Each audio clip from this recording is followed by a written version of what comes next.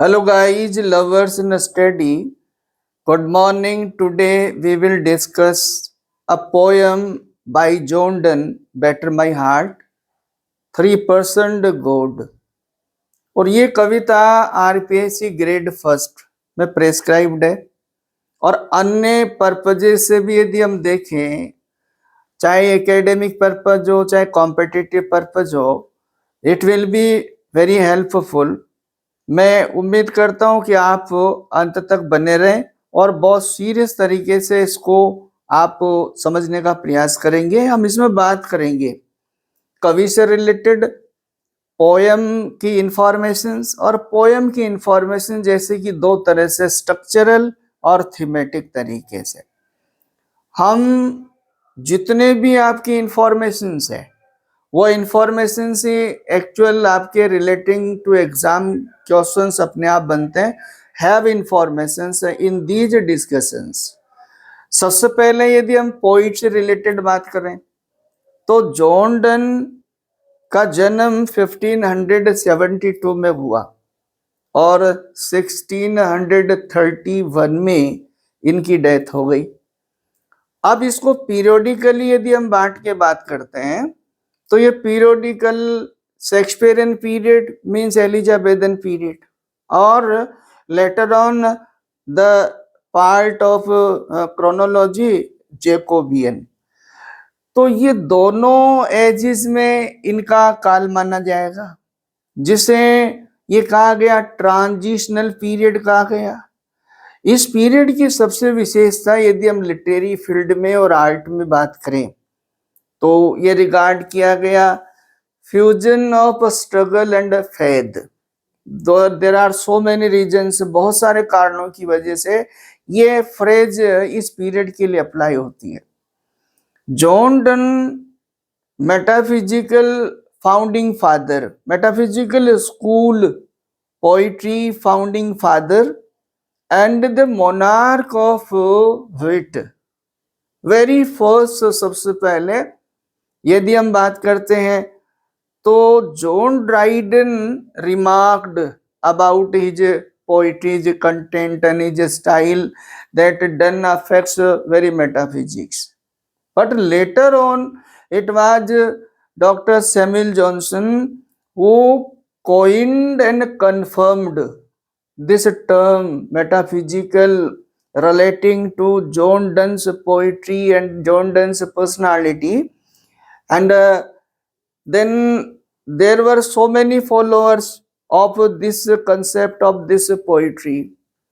और हम यदि बात करते हैं बहुत बारीकी से, तो यदि आपको और बहुत ज्यादा बारीकी से लेना हो मेटाफिजिकल मोमेंट क्या रहा, तो आप जा सकते हैं हमारी अन्य वीडियो जिस पर हमने इसको डिटेल में किया। आज केवल हम इतना सा बात करेंगे पोइट से रिलेटेड। अब हम बात कर रहे हैं रिलेटिंग टू पोयम। पोयम हमारी जो बेटर माई हार्ट 3% गॉड, ये पोयम बेसिकली यदि हम बात करते हैं जॉन डन की पोइट्री की, John Donne's poetry is divided into 2 parts. John Donne की पोइट्री 2 भागों में बांटी गई। एक आपका सेक्युलर और दूसरा आपका रिलीजियस। ये सारा 2 भागों में बांटा गया, सेक्युलर और रिलीजियस। तो ये जो प्रेजेंट टुडेज डिस्कसिंग पोयम जो हम बात कर रहे हैं, ये रिलीजियस पोएट्री का पार्ट है। और ये poem batter my heart 3% God कवि की एक सीरीज रही, religious sonnets series called songs and sonnets. उस songs and sonnet religious poems series में टोटल 19th सोनेट्स रहे और उन 19th सोनेट्स में से ये जो सोनेट है, ये जो पोयम है, इस पोयम का 14th number in the series of sonnets. So it is basically, इसका जो पूर्व का टाइटल है वो टाइटल तो ये कहा गया होली सोनेट नंबर 14th, लेकिन यदि कविता की बात हम कर रहे हैं, बाद का ये टाइटल है, तो कविता कब लिखी गई और कविता का प्रकाशन कब हुआ, कैसे हुआ? कविता जो आपका सॉन्ग्स एंड सोनेट्स सीरीज है, जिसमें 19 सोनेट्स है, इसके बारे में ये कहा जाता है कि 1609 to 10.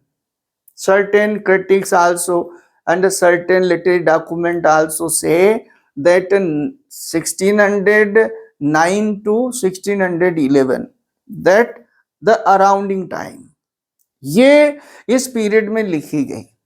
और पहली बार इस कविता का जो प्रकाशन है वो पब्लिश, ये कविता सबसे पहले इसी होली सोनेट्स नाम से ये सोनेट रहा, जिसका यदि हम बातें करें तो डिवाइन मेडिटेशंस भी इसका हेडिंग रहा, इसका टाइटल रहा।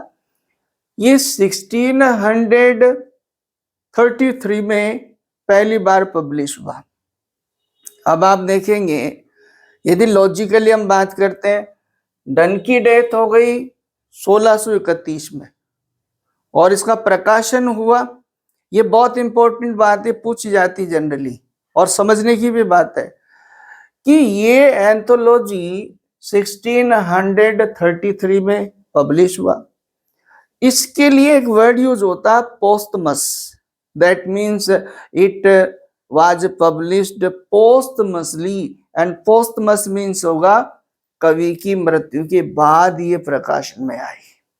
तो मित्रों, हमारे पास detail and information relating to poem, relating to poet इस प्रकार से, और जब हम इसको आगे देखेंगे कि ये किस तरह से, इसका जो स्टडी करने के लिए मैं बार बार कहता हूं कि किसी भी पोयम को यदि आपको स्टडी करना है तो उसके दो एस्पेक्ट है। दो एस्पेक्ट क्या होगा? एक उसका स्ट्रक्चरल एस्पेक्ट होगा और दूसरा उसका थीमेटिक एस्पेक्ट होगा। हमें उसको समझना पड़ेगा, दो एस्पेक्ट्स पे समझते हैं पोइट्री को, ताकि वो वेरी इजी हमें समझ आए, हम फॉलो कर सके। ऐसा इस पोयम में हम करेंगे। तो अब लीजिए, स्ट्रक्चरली जब हम बात कर रहे हैं इस पोयम को, तो ये पोयम है बेसिकली, इसमें 3 क्वेट्रेन एंड 1 कपलेट टाइप है।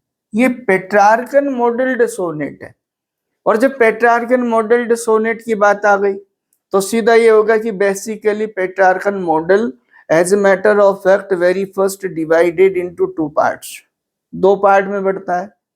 2 पार्ट कौन सा? एक पहला ऑक्टेव जो 8 लाइन का होगा, और दूसरा सेस्टेट जो 6 लाइन से का होगा, जो सप्लीमेंट्रीली ये भी आपके 2 क्वेट्रेन में बटेंगे और वो 2 टर्सेट में बटेंगे। ये that is basically about Petrarchan modelled sonnet. But for your kind information relating to this poem, इस कविता से रिलेटेड हम बहुत सावधानी से बात ध्यान रखें कि ये कविता आगे जाकर जब इसको स्ट्रक्चरली ऑपरेट कर रहे हैं तो ये fully not to be regarded Petrarchan modelled sonnet, ये पूरी तरह से पेट्रार्कन मॉडल्ड सोनेट नहीं कहा जा सकता। क्यों? इसमें आपके जो स्टेंजाज है इनको मैट्रिकल बेस पे स्टडी करते हैं, स्ट्रक्चरल बेस पे तो उसमें थोड़ा सा वेरिएंट इसमें मिलता है। क्या मिलता है? देखो, पहले सबसे पहले 10 सिलेबल्स और आइमिक पेंटामीटर, ये that is the running metre in the poetry, जो कि पोइट्री का रनिंग मीटर है। अब आइमिक पेंटामीटर को भी समझने की आवश्यकता है। उसमें क्या होगा? 10 सिलेबल 5 फीट, इसमें क्या रहेगा? अनस्टेज्ड प्लस स्टेज्ड, और इसको हम फोनेटिकली यदि समझने का प्रयास करें तो कह सकते हैं इसको symbolically T term T term T term T term. ये इसका जो है इंटरनल रिदम का पैटर्न हो जाएगा। मैट्रिकल जो रिदम है वो इंटरनल कहलाएगी, और आपकी राइम स्कीम पर्पस तो वो आपकी एक्सटर्नल कहलाएगी।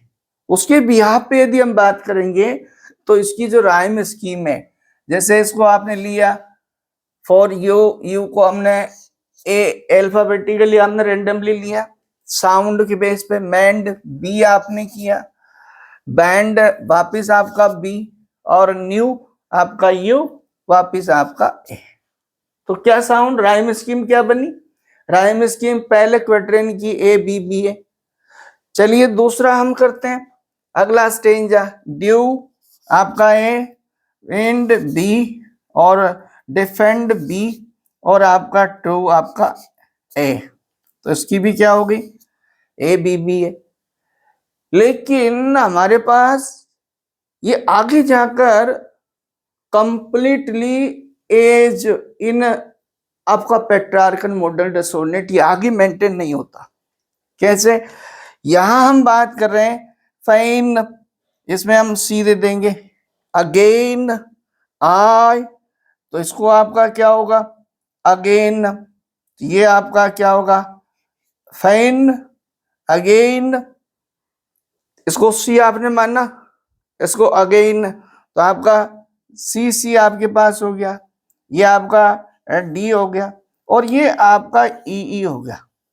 यहां इसकी वजह से क्या हुआ आप तो ये समझ लीजिएगा कि ये वेरिएंट सोनेट कहलाएगा।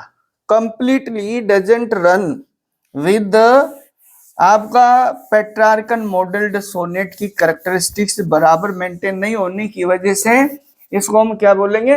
वेरिएंट सोनेट कहलाएंगे। और ये आगे राइम जो आपके सेस्टेड पार्ट की राइम स्कीम बनी, ये स्पेंशियरियन बनी, इसलिए क्या हो गया? स्पेंशियरियन हो गया आपका। तो ये क्या कहलाएगा? आपका वेरिएंट।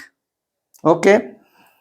स्ट्रक्चरली जब हमने लिया, इसमें स्ट्रक्चर में चूंकि बहुत सारी बातें कि आपके ऑक्टेव पार्ट और सेस्टेड पार्ट के बीच का जहां पर थीम बदलती है, जहां पर थीमेटिक आपका टर्न आता है, उसको हम बेसिकली पेट्रार्कन मॉडल सोनेट में हम ओल्टा बोलते हैं। लेकिन ये सारी चीजें हम आज नहीं कर रहे हैं, चूंकि आपको यदि इसको इंच बाय इंच और डिटेल में जानना है तो हमारे चैनल पर इसका एक बेसिकली सोनेट अलग से है, उसको आप देखेंगे तो इंच बाय इंच। आज हम तो केवल इसको लिटरल तरीके से पोएम को समझने का प्रयास करेंगे। Thematically as a matter of fact जब ये रिलीजियस पोएम है तो ये आपका स्पिरिचुअल स्ट्रगल, आपका ये स्पिरिचुअल स्ट्रगल के रूप में हम इस पोएम को रिगार्ड करें। और बहुत बारीकी से by going through the text knitting को देखने और समझने के बाद तो हमें कह सकते हैं कि ड्रामा ऑफ सोल, ये आपको किस तरह से, यदि हम थीमेटिकली इस पोएम को एंटाइटल करने का प्रयास करें तो ये एक प्ली है, एक प्रेयर है, एक सेवक की अपने almighty God supreme power of this world से एक अपील, एक प्ली, एक प्रेयर के रूप में ये प्रस्तुत है। यहां joy poet start to speak batter my heart, लीजिए देखिए स्ट्रेंजा वाइज टेक्स्ट वाइज हम लेंगे। यहां कवि जब बोलना स्टार्ट करता है तो सीधा इंपेरेटिव बात कर रहा है। अब इंपेरेटिव बात कर रहा है तो ऐसा लगता है समवन देयर, कोई तो है जिससे कवि बात कर रहा है। अब वो कौन है? वो इस कविता की थीम और कंटेंट के बेस पर, टेक्स्ट के बेस पर हम बात करते हैं। पूरा जब चलते हैं तो who is God and to whom poet is appealing plea for God. किससे बात कर रहा है? ईश्वर से बात कर रहा है। क्या कह रहा है? Batter my heart. अब एक बात बहुत बारीकी से इस पोयम में समझने का प्रयास कीजिए। आप यदि कॉम्पिटिटिव पर्पज से, किसी बड़े एग्जाम के पर्पज से जब स्टडी करते हैं तो एक टीचर का हमारे जैसे आपके हेल्पर के रूप में ये भी उसका ड्यूटी बनता है कि आपसे डायरेक्ट वो ये बात न करें कि ये बहुत टफ है, बहुत कॉम्प्लिकेटेड है, लेकिन हम ये कह सकते हैं कि जो आपकी पोयम है ये बहुत गहरा मीनिंग रखती है, ये बहुत बड़े रेफरेंसेस रखती है। ये कविता अपने आप में एक most famous religious poem of done, और डन जब applies conceit speaks very metaphorically, naturally, intellectually and philosophically it becomes a tough one due to the ground of Bible, बिब्लोलॉजी का ग्राउंड है कविता में। और कविता में सबसे पहले यहां पर जब हम आए बेटर माई हार्ट, इसी वर्ड को लेकर हम बात करते हैं। सबसे पहले बेटर क्या वर्ड है, तो आप देखिए यहां मिडिवल इमेजरी कवि अप्लाई करता है। मिडिवल मध्यकालीन मीडियावल युग की जो कंसेप्ट है उसके साथ कवि बात करता। अब ये कहां से आया, हम जब डिटेल में पोइट के लाइफ को हम पढ़ते हैं तो उसमें हमें पता लगता है कि पोइट लॉयर भी रहा, पोइट एक सोल्जर भी रहा, आगे जाकर कैथोलिसिज्म से कवि एंग्लिकनिज्म हो गया। तो इसका मतलब ये हुआ कि ये जो है उस समय कवि जब सोल्जर रहा, तो मिडिवल एज में यदि किसी किले पर आक्रमण होता है और उसके अंदर कोई व्यक्ति अंदर बंद हो जाता है अपने आप को बचाने के या किसी अन्य पर्पस है, तो उसको पाने के लिए एक बड़ा लकड़ी का लट्ठा, डंडा टाइप का, और उससे बड़े दरवाजे को पीटने का प्रयास किया जाता था और उससे उसको पीट पीट के उसको खोला जाता था। तो एक प्रकार से ये वर्ड है ना आपका मिलिट्री और मिडिवल कंसेप्ट और इमेजरी के साथ चलता है। कवि सबसे पहले एड्रेस करता है और कहता है batter my heart, address is to God, urges to God, ईश्वर से प्रार्थना करता है, ईश्वर से अपील करता है, ए ईश्वर।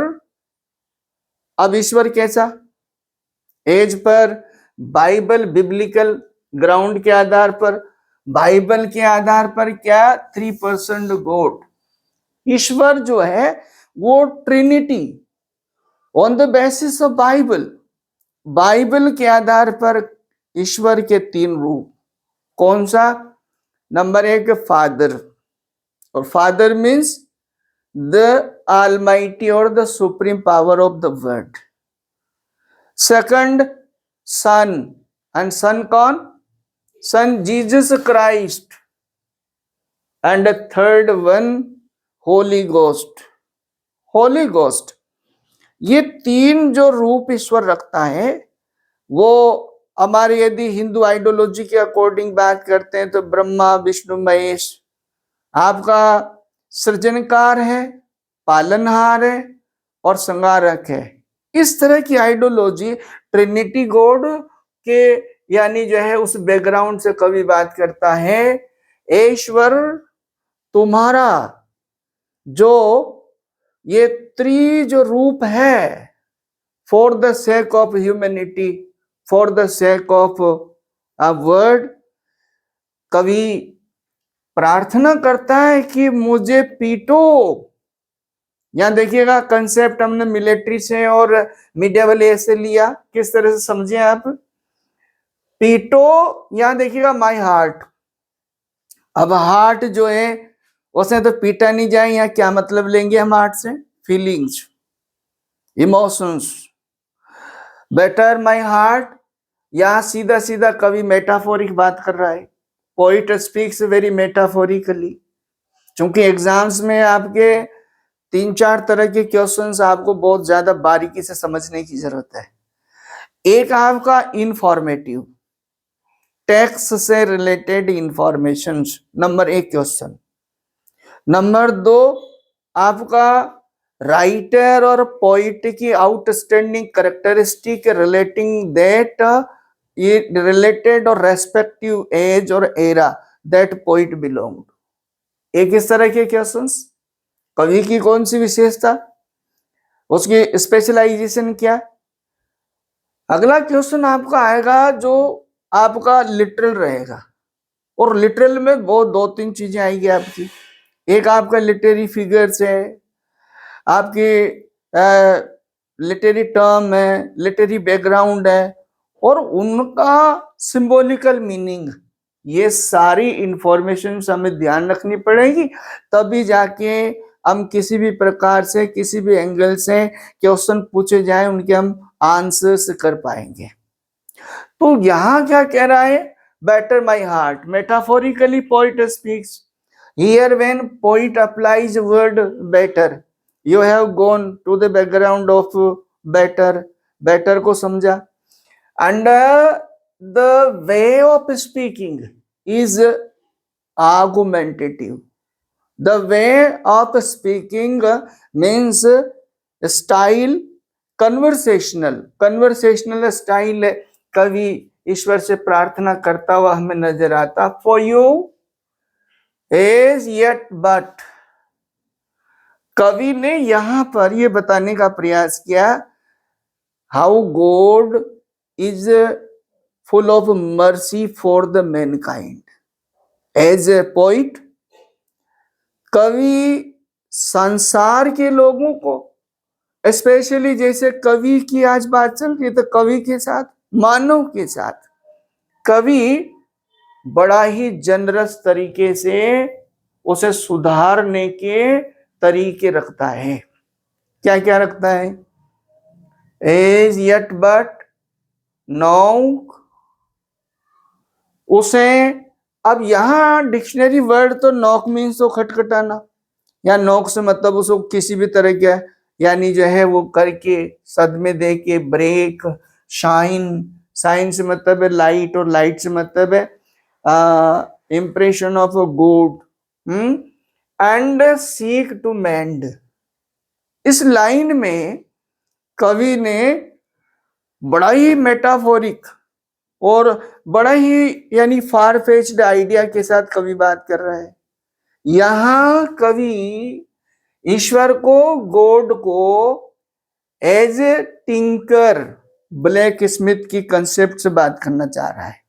और यही कारण है मेटाफिजिकल स्कूल पोइट्री का, कंसीट ऑफ जॉन डन का, कि वो इस तरह के फार फेच्ड आइडियाज लेकर आएगा जो उसके कंटेम्परेरी लोगों से बहुत परे रहेगा। देखिए यहाँ पर इमेज दे रहा है, बड़े अटपटे तरीके से कवि अपनी बात को आगे बढ़ाना चाह रहा है। उसने टिंकर, ब्लैक स्मिथ किस तरह से मेटलिक प्रोसेस फॉलो करता है, मेटल को पिघलाता है, उसे जलाता है, से मतलब उसे पिघलाता है, और फिर उसे क्या करता है, shine and seek to mend, ये सब करता है। मेंड से मतलब है मोल्ड, रीशेप, वो रीशेप करता है।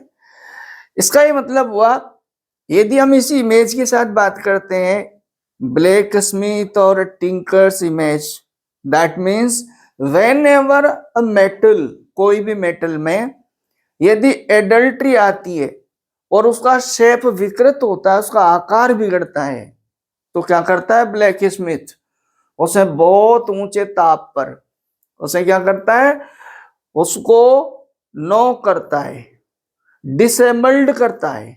और फिर क्या करेगा, breathe, sign and seek mend.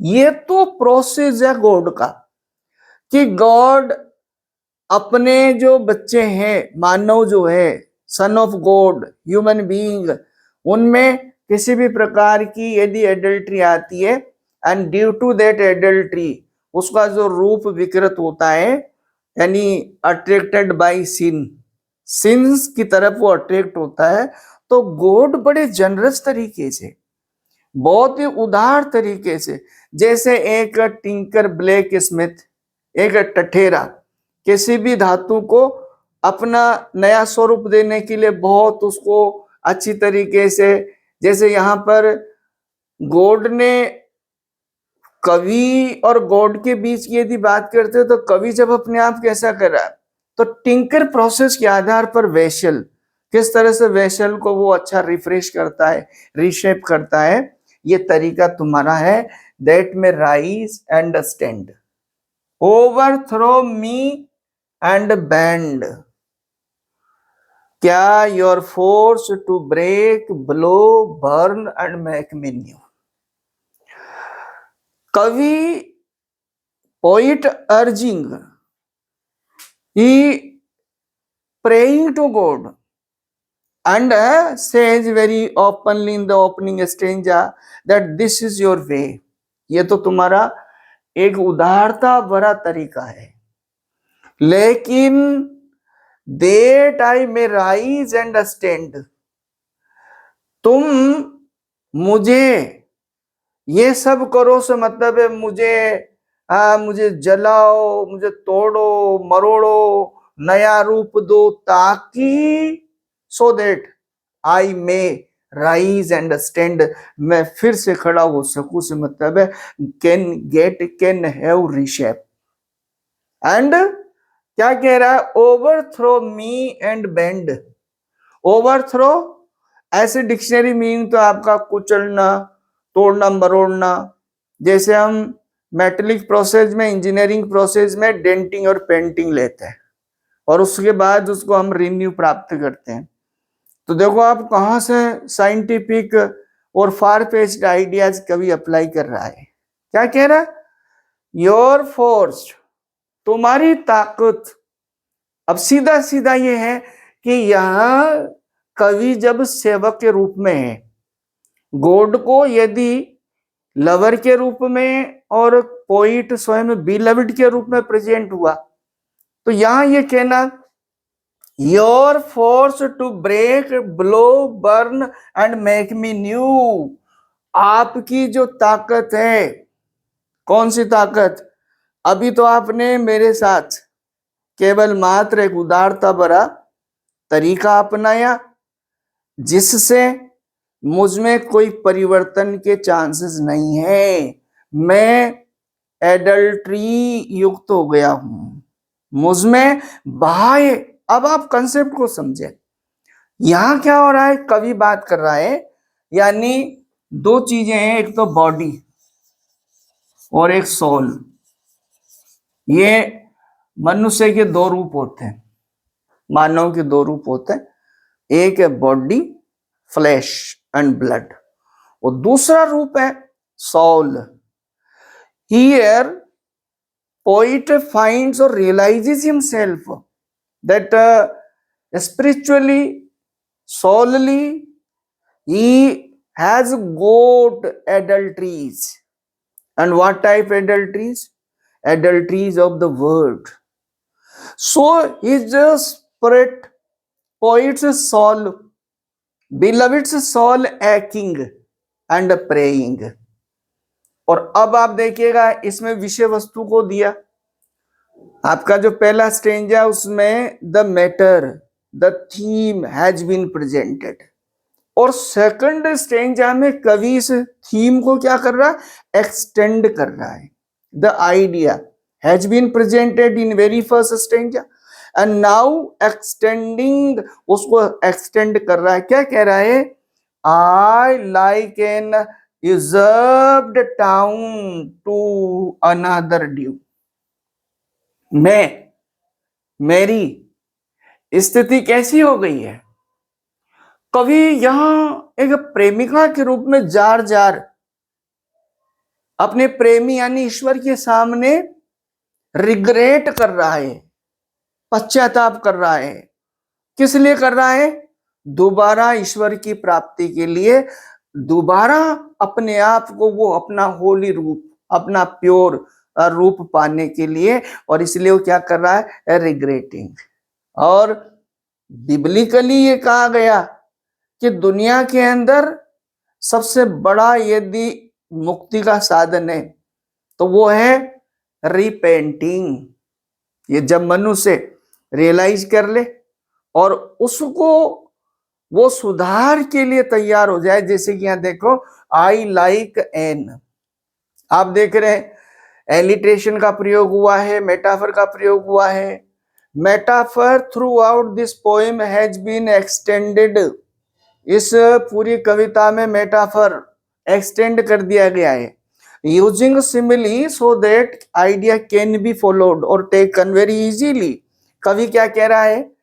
I like N अजब टाउन, बड़ा अच्छा कंसेप्ट है। जब्त इलीगल, मेरी स्थिति क्या हो गई?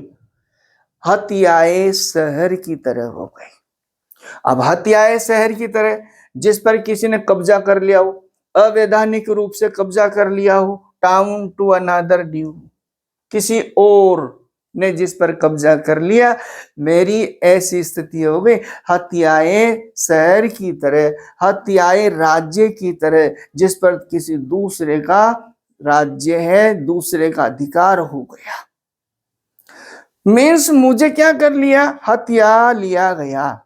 अब बारीकी से समझिए, यहां पर मीनिंग बहुत गहरे निकलेंगे। क्या? कैसे हत्या लिया? मीन्स स्पिरिचुअली कवि क्या हो गया? स्पिरिचुअली डाइवर्ट हो गया इस दुनिया के अंदर। जैसे मैं आपको इसको कनेक्ट करूं तो आपको भी ठीक लगेगा, सोचना इसको। हमारे हिंदी थियोलॉजी में एक भजन है और उसमें एक प्रेयर है, उसमें एक लाइन तो ये समझो आप, काली कमरिया ओढ़ में कैसे आऊं।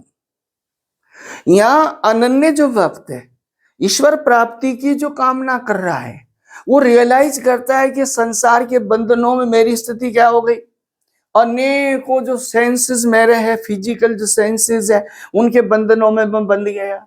ये तो हो गया, यानी कारी कमरिया ओढ़ के मैं कैसे आऊं। बॉडीली, शारीरिक रूप से, physically I myself attracted an association with the worldly senses, so here regretting, इसलिए वो रिग्रेट कर रहा है। दूसरा है, इसी तरह से जैसे ये कवि यहां बात कर रहा है, दूसरी लाइन एक भजन की है, मुझे शरण में ले लो राम। इसका मतलब उस अनन्य भक्त ने ये देखा कि अब किसी भी तरह का कोई साधन नहीं, कोई सोर्स नहीं, अब केवल surrender to surrender, and submission is the final degree to find God, to have God bless. ये यहां कवि बात कर रहा है। Like an usurped town to another due. बच्चों एक बात ध्यान रखनी है, यहां बिब्लिकल बैकग्राउंड है जो आगे के थर्ड क्वार्टर में बिल्कुल क्लियर होने जा रहा है। क्या है? शायद very first sin committed by human being, man, very first man, origin of the universe। शायद बाइबल के बैकग्राउंड पर हम बात करें तो सबसे पहले Adam in the company and in the attraction of Eve, Eve के अट्रैक्शन में आकर किस तरह से उसका वो संसार, वो हेवनली ब्लिस छूटा, शायद उसी तरह से यह हत्या लिया गया। लेबर टू एडमिट यू, क्या करो? लेबर टू एडमिट है ईश्वर, ओ गॉड आई लेबर्ड, आई टोइल्ड, मैंने प्रयास किया। क्या किया प्रयास? टू एडमिट यू, तुझे पाने का। यहां एडमिट से मतलब है, यहां जब एंट्री नहीं है तो तुम क्या करो, इसमें आप बेटर करो। वो लकड़ी का लट्ठा जो मिडिवल एज में प्रयोग किया जाता, उस तरह के कंसेप्ट मिलिट्री में जैसे, ऐसे मार मार के वो दरवाजा उस किले का जिसमें बंद है कोई, उसे मुक्त कर दो। और ये यदि हम बात करें, किला कौन है? किला है बॉडी, उसके अंदर जो बंद है कौन है? वो है आपकी सोल। और उसी तरह से ये कह रहा है, लेबर्ड टू एडमिट यू, तुझे पाने का मैंने प्रयास किया। ऐसा नहीं है कि मैंने प्रयास नहीं किया, तो फिर क्या हुआ? But oh to no end, लेकिन कोई सफलता नहीं मिली। No, everything all in vain. I tried my best. मैंने प्रयास किया। और यहां देखो गजब की लाइन्स हैं। रीजन योर वाइस राय, कवि यहां बात कर रहा है। Viceroy means deputy, and कौन है डेप्यूटी? रीजन योर, किसका? Means deputy viceroy means someone is deputed by other higher degree और ऑथोरिटी। किसी अन्य बड़ी ऑथोरिटी के द्वारा किसी को रिप्रेजेंटेटिव के रूप में डेप्यूट कर देना। और गॉड ने क्या किया? मानव जाति के लिए क्या दिया? रीजन, विवेक दिया। विवेक means logic, reason means logic, that has been personified here. यहां पर पर्सोनिफाइड कर दिया वाइसराय, मीन्स मानवीय लॉजिक, मानवीय बुद्धि। उसे क्या किया? Viceroy in me should defend, जिसे क्या करना था? मेरा बचाव करना था, मेरा बचाव करना था। बट इज कैप्टाइव्ड, लेकिन वो क्या हो गया? बंदी हो गया। उसे बंदी बना लिया गया। जिसे मेरी रक्षा के लिए आपने भेजा था, जिसे डेप्यूट किया था, दैट मीन्स लिटरल मीनिंग क्या होगा? मुझे जो आप द्वारा गिफ्टेड किया गया reason to distinguish bad and good, अच्छाई और बुराई को अलग करना, लेकिन मुझसे नहीं हुआ। आई माई सेल्फ वेरी हेल्पलेस दो आई लेबर्ड, हालांकि मैंने टॉयल्ड, परिश्रम किया, प्रयास किया। किस लिए? To have you, to get you, to find your bliss, but myself very helpless. मैं किसी हत्याए शहर की तरह हो गया, हत्याए राज्य की तरह हो गया, और उस पर अधिकार उसका हो गया। Captived and proved weak and untrue. आपके द्वारा दिया गया रीजन कैसा हो गया? कमजोर पड़ गया। अनट्रू, अनफेथफुल, उसने मेरी कोई रक्षा नहीं की। दैट मीन्स यहां कवि क्या कह रहा है कि through the senses I should defend my self in the word, in the association of the word means bodily, but I my self very regretful, helpless, and I just report you, I just pray and it's my plea, please make me free। अब आप देखिए, यहां तक दो reason बता दिया। क्या बताया? एक तो कैप्टाइव्ड यानी जो है आपका टाउन बता दिया, और ये क्या कर दिया कि उसको रीजन वाइसराय जो था, judgement power by God, by the grace of God, वो भी हेल्पलेस रही। अब क्या कह रहा है? यहां एक क्वेश्चन नहीं उठ जाए, उस क्वेश्चन का लॉजिकली तर्क दे रहा है। ऐसा ना हो कि भाई तुम्हें तो ईश्वर ने बुद्धि दी थी, विवेक दिया था, तो फिर क्या हुआ? इसलिए यहां फिर आ रहा है, yet dearly I love you. ऐसा नहीं है that I don't love you, I don't like you, constantly my love for you. अब क्या हुआ? यहां कैप्टाइव्ड कौन है? कैप्टाइव्ड का बिब्लिकल तरीका है सैटन। सैटन ने क्या किया था? हेवन में एडम को, ईव को, सैटन ने क्या किया? परसुएडेड। और यहां क्या बात करना चाह रहा कवि? Physical persuasion in the company of the world, दुनियादारी में, दुनिया में। लेकिन एक बात है, एक बात हमेशा रही, चाहे मैं कैदी बन गया, फिजिकली में कैप्टाइव्ड हो गया, लेकिन सोलली मैं क्या रहा? Yet dearly I love you and would be loved fan and would be your lover. Here love, lover, that means here poet has been presented symbolically as a beloved and God as a lover। क्या कह रहा है कवि आगे? But am betrothed यहां देखिएगा गजब के वर्ड यूज कर रहा है कवि। बेट्रॉल्ड का मतलब है यूनियनशिप और द मैरिज। कवि मैरिटल इमेजेस का प्रयोग करता है। मेरी सगाई हो गई, मेरी सगाई हो गई मीन्स मेरा जुड़ाव हो गया, मेरा एसोसिएशन हो गया। किससे हो गया? अनटू योर एनिमी, तुम्हारे दुश्मन से। यहां निकालना पड़ेगा आपको, लिटिल पूछा जाएगा कि योर एनिमी, तो whose enemy means God's, and who कौन? Satan. And just I refer here biblical reference, very first, how Satan persuaded Eve and then Eve to Adam, and it was the sin to be persuaded in the hands of Satan, that is the main reason of fall from the heaven. And here just like poet is speaking, क्या कह रहा है भाई? यहां तो गजब है भाई।